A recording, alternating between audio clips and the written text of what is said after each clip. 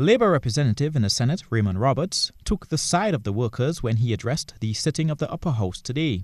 In excess of $32 million, no designation. And we want to offer the workers of Grenada a one-off payoff of $1,000.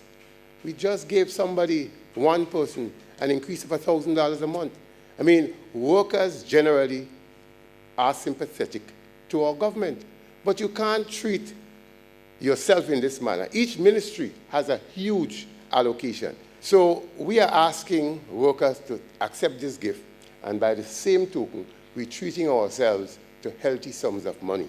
Last week, Tuesday, Economic Development Minister Oliver Joseph said government was able to reduce its monthly wage bill from 70 cents to 49 cents on every dollar for 2016 without sending home a single worker.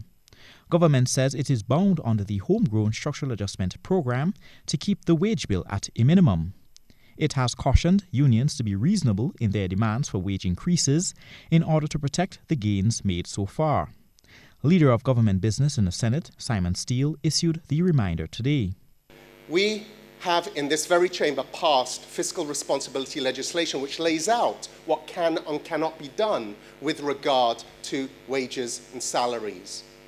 And we are at that limit in terms of what has been put on the table, which some unions, all but two, have already accepted. The package, Mr. President, it will always be nice to get more, but the package that is on the table is costing Grenadian taxpayers $106 million.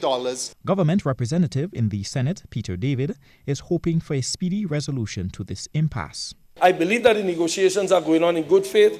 I believe that both sides are negotiating in good faith. I think this government has shown good faith in all of its actions over the last couple of years. But the suggestion that you could just take the $32 million and throw it there, I know the member didn't mean it, and he suggested it. And if he reiterates that he means it, then I would say, if he does reiterate that he means it, then I would suggest that he is not correct in that manner. The PW-TAU joint negotiating team met with government on Wednesday. They adjusted their demands by requesting that the proposed $3,000 payment be made in two tranches instead of one.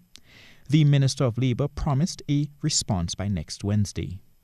Colin Campbell, GBN News.